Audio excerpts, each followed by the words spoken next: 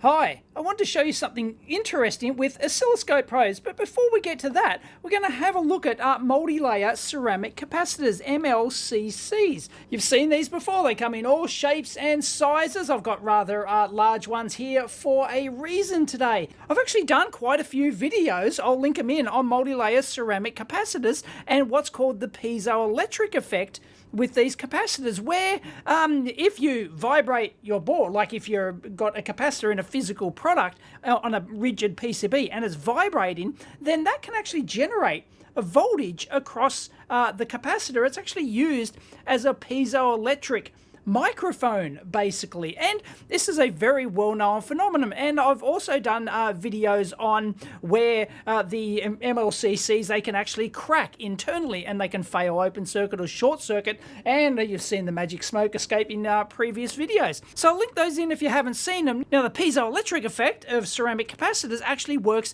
in both directions. Not only can it pick up vibrations, it can actually vibrate itself. If you put a specific frequency on it and there's a physical mode, how it's attached to the PCB and everything else, it's a very dynamic thing. It doesn't happen all the time, but it can happen, and I've demonstrated that in a previous video as well. And this is known as the singing capacitor phenomenon, and you can actually hear sometimes, in rare circumstances, but it does happen, you can actually hear ceramic capacitors actually emit a high frequency sound. And other things that don't use the piezoelectric effect, like inductors, wire wound inductors for example, they can also, if you drive them at a certain resonant frequency that happens to meet up with the mechanical vibrational mode of the component and the PCB and the mounting system and everything else, then you can actually get that high frequency noise you might have heard from switch-in power supplies, for example. And it can come from inductors, it can come from physical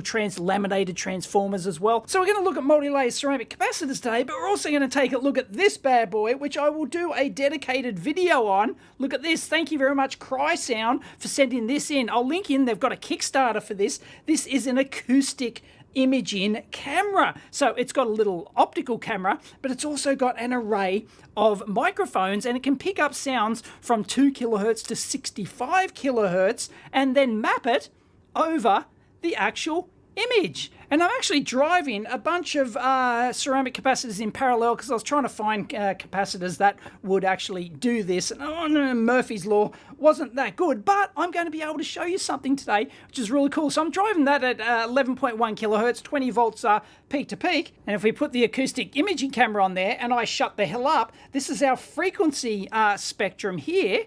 Now I'll be quiet and watch that dot. Those capacitors are actually emitting a sound. And I'll move it and we'll see if it follows it.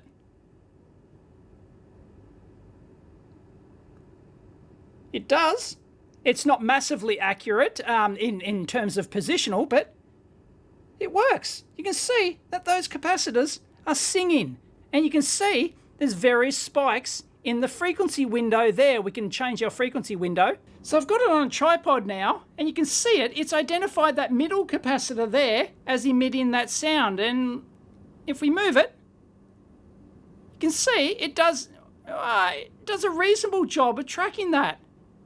Considering that I can't actually hear that, it's actually remarkable that it can do that. It can hear that capacitor emitting. It's really something. And you can see it on the frequency spike there. You might have noticed that the peak is actually at about 22 kilohertz. It's actually double the frequency. So it's actually a harmonic of the frequency that we're driving it at, because we're driving it with a square wave. Now watch what happens with this frequency here if I sweep it from 2 kilohertz to 20 kilohertz. Watch this.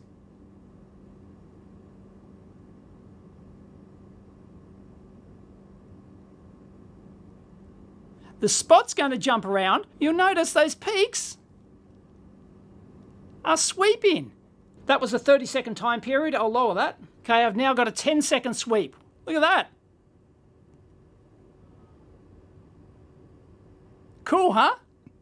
And you can see those harmonics extend right up into the high frequencies as well. So anyway, that's a cool bit of kit. I'll definitely do a future video, like a more detailed video on that, but I'll link the Kickstarter down below. It's awesome. I cannot hear that, but the microphone array can pick that up. I am super impressed.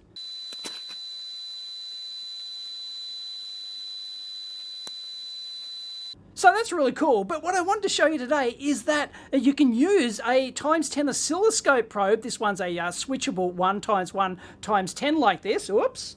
And I've done videos on this before. These contain a multi-layer ceramic capacitor in them, which, as we've seen, can be used as like a microphone. So if I tap that, I've got that single shot captured, and bang, on the bench, we're actually picking up that signal. Look how massive it is. And as I've shown in many previous videos as well, the same thing also happens to the front end of amplifiers. They have the ceramic capacitor. So if I go like that, bang, look at that massive spike in there.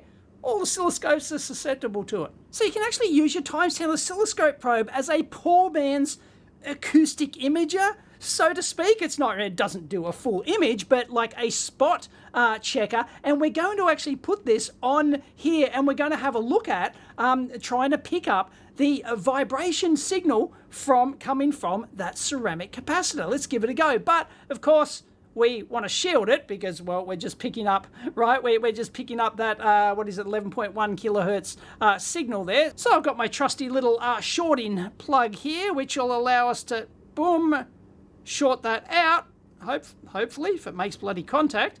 And yeah, we're not picking that up anymore. Cool bananas. So we can actually use this probe to actually pick up the vibrational mode of this PCB here. So it's shielded, it's not capacitively picking up this, but let's see if I can place the probe on there and get this to work. Whoa, hello, we've got something small. Trigger's not set, trigger's not set. What have we got?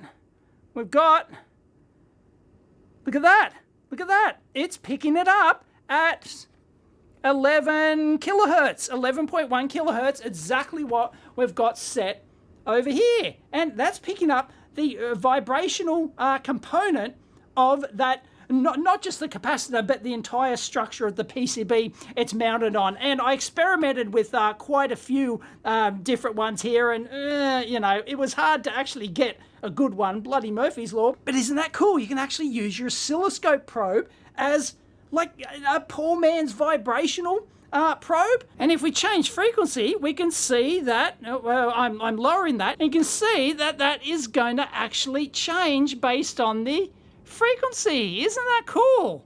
You can actually pick up vibrational modes of PCBs with your ×10 oscilloscope probe. Love it. Neat little hack. Definitely give that a go yourself. Of course, you've got to short the input. It's, because otherwise, if we take that damn thing off and then we capacitively, we're just going to capacitively couple that whatever signal we got in our PCB like all day long. So, yeah, don't want to do that. But yeah, short it out.